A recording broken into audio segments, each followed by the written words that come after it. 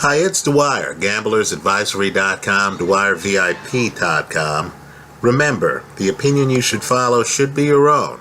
Just consider this video to be a second opinion from a complete stranger online. You know, I really don't think about my age when I'm talking to people. And I'll be talking to someone who's like 24 or 25, and I'll just think we're sports fans. But I've noticed that millennials, right, they'll actually come talk to me because they feel that I'm part of an older generation, right? I'm not a millennial. So they'll come ask my opinion about things concerning guys who were in their prime in sports in the 1990s, right?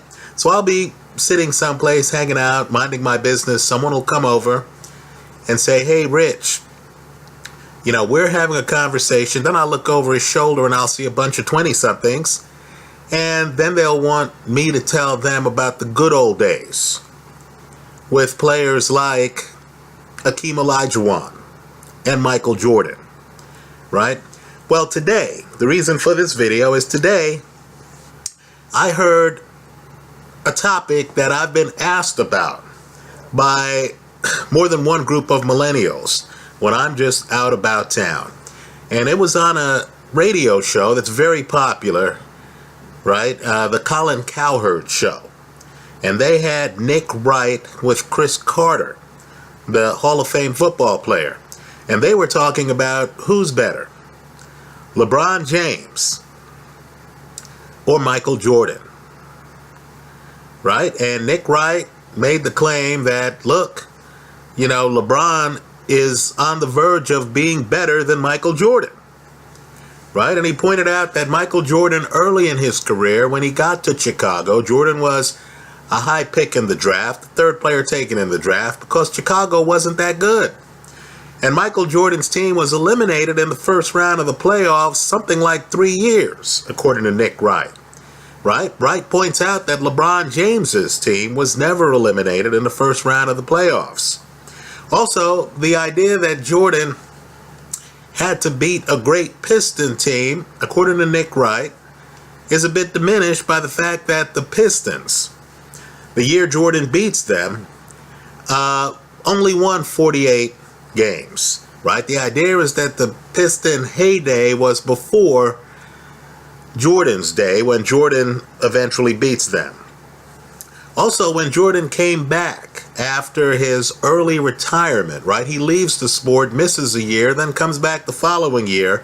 When he comes back for the playoffs, the Orlando Magic, a young team at the time with guys like Penny Hardaway, Shaquille O'Neal, a young Shaq, right, Nick Anderson, right, Jordan comes back and the Magic beat the Bulls, right? The idea is that Jordan wasn't invincible. Now, sometimes you really have to be there to know, right? Look at these grays. I lived through the Jordan era. I even saw Jordan live when he played a game in college. And I'm living right now, like all of us, through the LeBron era. Really, for me, and I'm not someone who always thinks older is better. I'm not. I look around, I see bigger, faster, stronger all around me, right? But, there's really not a comparison to me. Jordan, let's agree that basketball has offense and defense, right? Offense and defense. You could be very good at one and great at the other, right? But people need to understand that Michael Jordan was great at both. Look it up. In the late 80s, Jordan won Defensive Player of the Year. I would argue Jordan was the best defender in the NBA for years,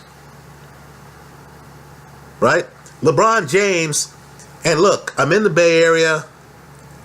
I know LeBron had a great block in the NBA Finals and stuff like that. I know LeBron shut down Derrick Rose defensively in a big matchup a few years ago, and Derrick Rose Looked like he was about to rule the roost. But LeBron isn't close. I mean, not close to Michael Jordan defensively. If you're going to just analyze the skills, right? Everyone comparing the two players needs to realize that there's a gap defensively. Michael Jordan was a great defender. Let me go one step further. Michael Jordan, in a league of great athletes, was usually the best athlete on the floor. What do I mean by that? I'm talking about quick reflexes. Right? I want you to think Deion Sanders, at corner. Right? Jordan was a better athlete than whoever he was sticking. Jordan's anticipation skills were just beyond LeBron's anticipation skills. Jordan defensively was a shutdown defender, right? He is basketball's equivalent of a shutdown cornerback, right? Darrelle Revis in his prime. That's Michael Jordan defensively. People need to figure that out.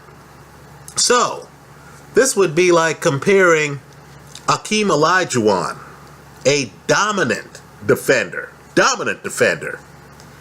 to some center today who,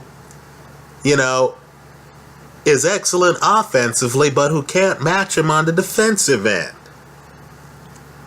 Right? Once you recognize that there's a gap, and it's sizable, between LeBron, who's a very good defender, but who wasn't the gifted defender Jordan was, right? Just like there were a lot of great corners, good corners in the league, but they're not Deion Sanders or Michael Haynes or Rod Woodson, right? You understand when you see someone who only comes around once a few years.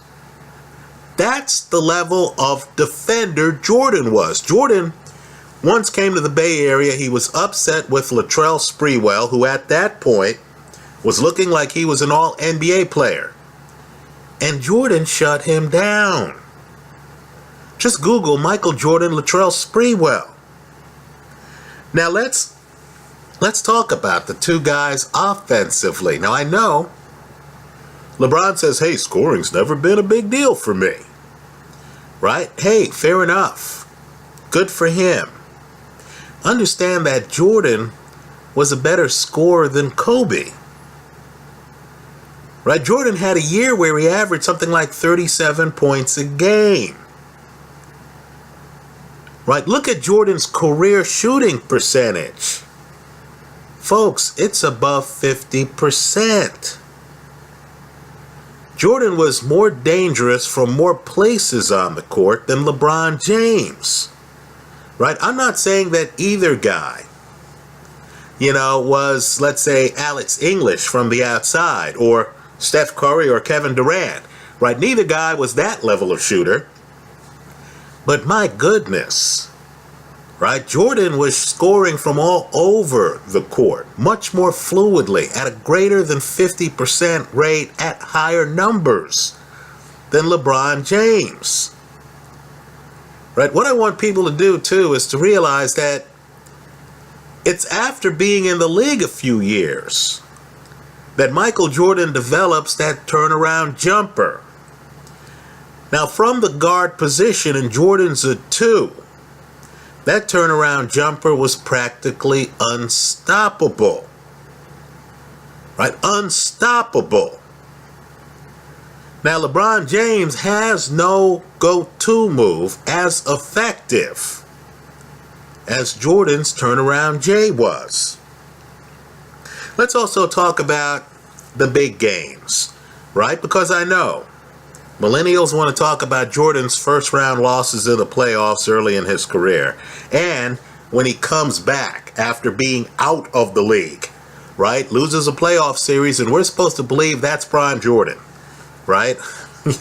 Well, let me just say, go back to Dallas against Miami, When we call Miami the Big Three, when Chris Bosh was Chris Bosh, when Dwayne Wade was younger than he is now, right? Understand LeBron James in that finals was favored to win it. They were supposed to beat Dallas, right? Forget the revisionist history. Look at the Las Vegas odds for that series. Miami was favored. In fact, LeBron, when he got to Miami, understood that the level of talent that the Heat had was such that LeBron said he wasn't going to win not one, not two, not three, right? The feeling was that Miami was going to have a dynasty. Folks, they lost a series they were supposed to win. What's the alibi? Right? I know there are a lot of apologists out there who have clever reasons for why Miami lost that series, why that series was not only competitive, but Miami lost it. The point is, Miami lost that series. Then Miami later, right? And I know LeBron makes the finals all 4 years in Miami. But wow, didn't Miami look limited to you when they got beaten up? I mean beaten up by the San Antonio Spurs. Right? That was an epic contest. And the Spurs made Miami look foolish. Now, all I'm saying is, if you're going to compare Jordan and LeBron, and if you recognize that Jordan was much better defensively than LeBron, right? Much better defensively than LeBron. And if you recognize that Jordan was just the more efficient scorer, right? As I said, better than 50% shooting percentage for his career while averaging over 30 points a game career. In his prime, he hits 37 per game in a season, right? Then surely the argument for LeBron must include more dominance in the NBA Finals. Because if LeBron is not more dominant than Michael Jordan in the NBA Finals, then what exactly is the argument for LeBron? Right? In other words, if Jordan is a more efficient winner than LeBron, knowing that he's a better defender than LeBron, then how could you put LeBron on Jordan's level? Well, people need to understand, right, that while LeBron lost the finals that he was favored in, right, Michael Jordan in the NBA Finals not only goes 6-0, but never has a Game 7. Right? Never has a Game 7. Never.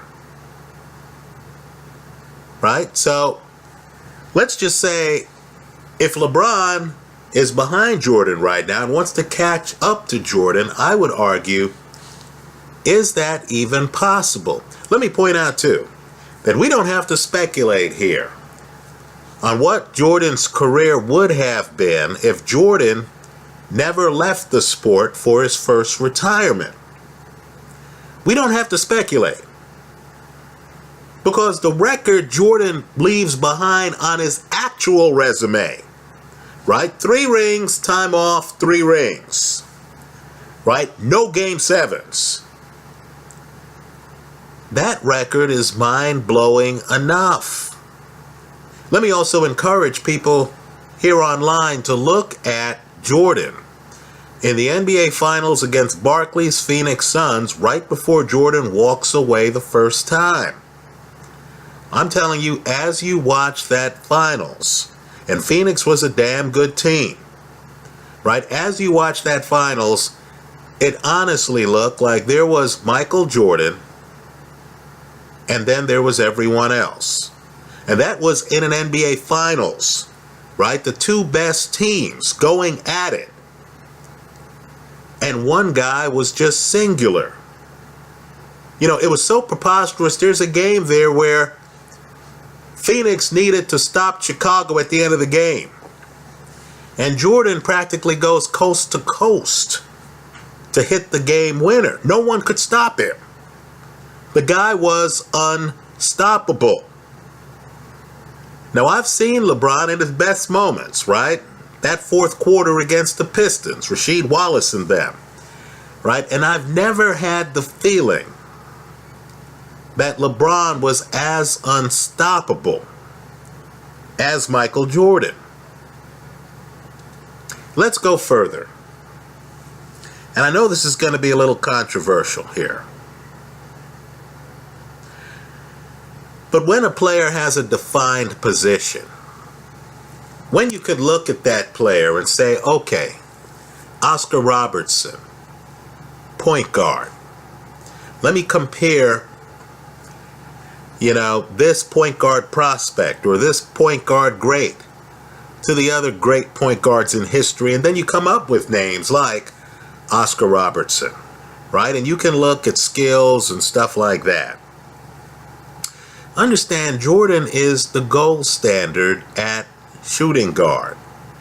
Jordan's a 2. Right? When we compare Jordan to other people, you have a reference frame. You could look at other great shooting guards in history. Now, LeBron's a bit of a hybrid. Right? He's a 3/4. He's the offensively minded power forward type guy, isn't he? Right? When you look at the Cavaliers, they have Tristan Thompson in the paint. Right? He's the center. Then at power forward, they have Kevin Love. LeBron's really out there being, in a way, a point forward. Right? It's original. It's innovative. But to me, it makes it a little bit harder to gauge him than it is to gauge Michael Jordan. Right? You think about the best 2s in NBA history, and Jordan is there. Right? Jordan's there. With LeBron, it's a little clouded.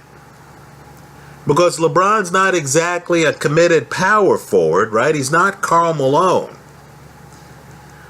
Nor is he just your gunner 3, right? He's not George Gervin. So he's somewhere in the ether land. Now, don't get me wrong. He's one of the absolute best players I've ever seen in my life. But when you're comparing him to someone who has a defined role, where you can look at that role and then say, my God, this guy did it superbly. Well, he's at a disadvantage because we know how good a 2 Michael Jordan was. In fact, LeBron's more Magic than Jordan. But even Magic Johnson, understand, I know Magic's 6'9" and he's there playing point guard, but wow, he was a point guard. I know he had the ability to move in the paint like he did in the NBA Finals and actually play center. Right? Magic, if he wanted, could play all 5 positions on the court. But as a point guard, just judging Magic Johnson as a point guard, you understand you're dealing with an extraordinary talent. Right? This is a guy who on fast breaks could do things like bounce passes across the court. This was the chess player who didn't look at guys he was throwing the ball to. Right? Magic Johnson is Jason Kidd, only with a better supporting cast, more height, a more up-tempo offense. Right? So you could look at Magic and say, my goodness, as a point guard, this guy's elite. What's the position where you could look at LeBron and reach that conclusion? Isn't LeBron really singular? In that he's a guy who doesn't really have a traditional position. So in this LeBron-Michael argument, I'm supposed to look at a spectacular 2, the gold standard at 2, and I'm to compare him to a guy who doesn't really have a traditional position, who wasn't as good defensively as him, right? Who wasn't quite the efficient scorer, and who wasn't quite the efficient winner in the NBA Finals. Let me add something controversial too. Right? LeBron's leaving Miami. He has his boys ready to take pay cuts for him. Right? Chris Bosh and Dwayne Wade were getting offers from other teams. Right? Chris Bosh got approached by Houston. They were like, hey, we'll throw the bank at you. See this bank behind us? We'll give you the bank.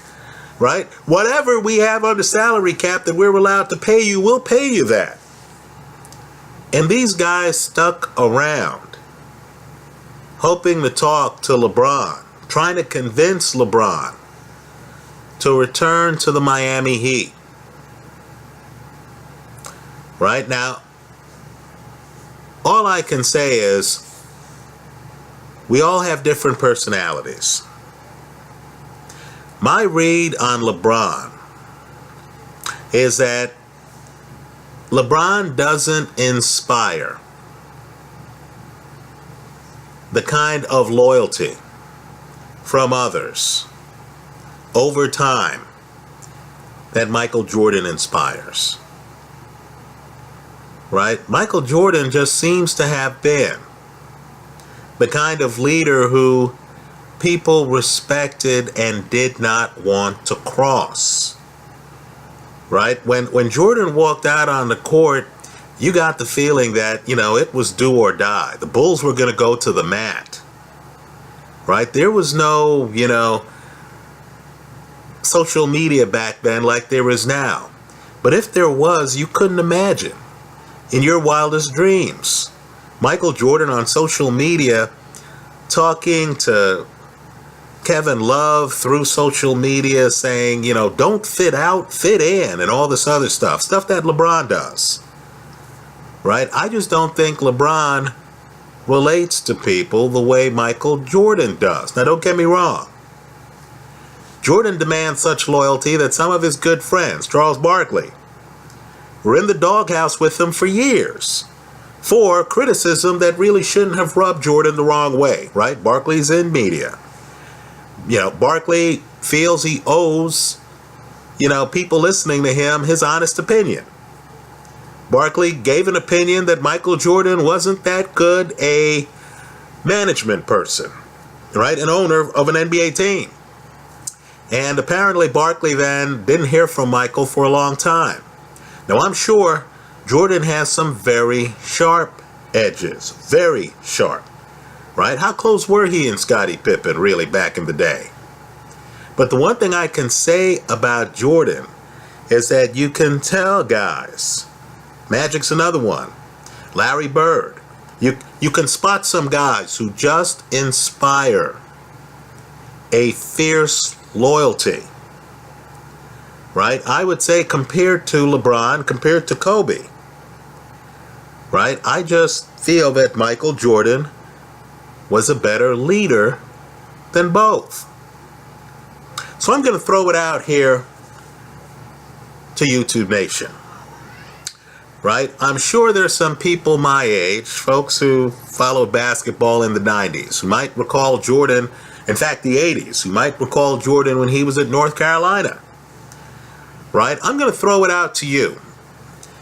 And I'm sure many of you feel that LeBron, even old-timers, is better than Michael Jordan. I feel the best compliment LeBron has received from the basketball cognoscente is even being compared to Michael Jordan. Right? To me, that's the best way to let someone know they're special. It would be like some, excellent player being compared to Willie Mays, right? Or Sandy Koufax. You would understand that, man, you're bringing in a high bar here, right? But make no mistake,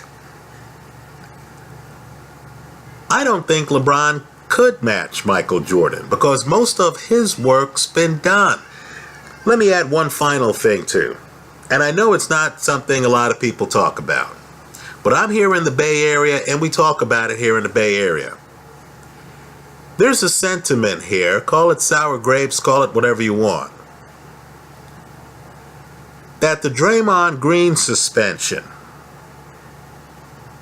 when the Warriors were up 3-1 in the NBA Finals, was a bit severe.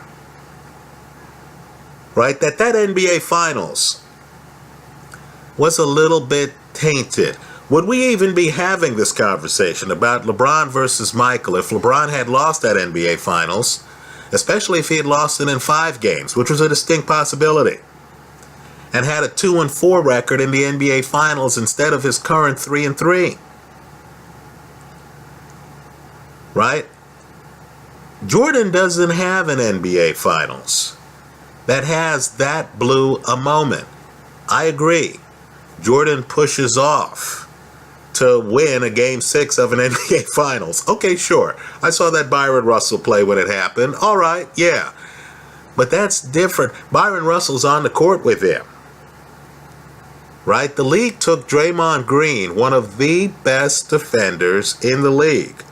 Don't believe me. Look at the voting for Defensive Player of the Year. Didn't Draymond finish second to Kawhi Leonard one year? Right? They took arguably the most valuable Warrior. And I know Curry won the MVP last year, but in my opinion, they took arguably the most valuable Warrior off the court when the Warriors were literally 1 game away from a repeat. So if you're in polite company and someone's talking about the big comeback that the Cleveland Cavaliers had last year against the Warriors, and then they're trying to compare LeBron James to, one of the saints, one of the guys on Mount Rushmore in basketball history, Michael Jordan. I'm just telling you, a lot of people in the Bay are going to be like, whoa. You're going to try to sell me on his dominance from that finals where we were up 3-1 and then the league suspended Draymond Green? Right? So I'm just telling you, as we have the discussion here online, just understand that some people are ambivalent about what happened in the last NBA Finals. Right? Yes. LeBron was magnificent. Yes, he was the MVP on the court. That was obvious at the end of the series. Right? But what I want you to do is, as you look at that Game 7 box score, look at the numbers Draymond Green put up in that Game 7. I believe in the fourth quarter of that game, Draymond has 7 boards. That's the player they took away. Right? They took away from the Golden State Warriors during the finals. Now, I know LeBron supporters will say, hey, didn't Magic get hurt when the Bulls played the Lakers that in the Bulls' first NBA Finals? Yeah, that's different, isn't it? Golden State Nation, we'd be lamenting an injury by Draymond that prevented him from playing. Then you'd say, well, they beat us in a war of attrition. Fans can accept that. Injuries happen. When an injury happens, you think, okay, Mother Nature took this away from us. Here we know the league did. Right? So now if I'm supposed to look at that accomplishment and use that to justify placing LeBron over Michael Jordan, I'm just telling you, that's going to be a hard sell to many. Anyway, let me hear from you. I hope you leave your comments in the comment section to this video. To sum up, comparing LeBron to a guy who was a much better defender, right? Who was a more efficient scorer, right? More than 30 points per game for his career, and that's after 2 years as a Washington Wizard, right? After leaving the sport for a period of time. And he still averaged over 30 for his career, right? A guy who never plays in a Game 7 in an NBA Finals, right? Doesn't win a Finals after a star player on the other team has been suspended, right? A guy who has a defined position that makes basis for comparison a bit more easy. And a guy who, quite frankly, seems to have been a better leader, right? To me, that gives the edge to Michael Jordan. Let me hear from you. I hope you leave your comments in the comment section to this video. Thanks for stopping by.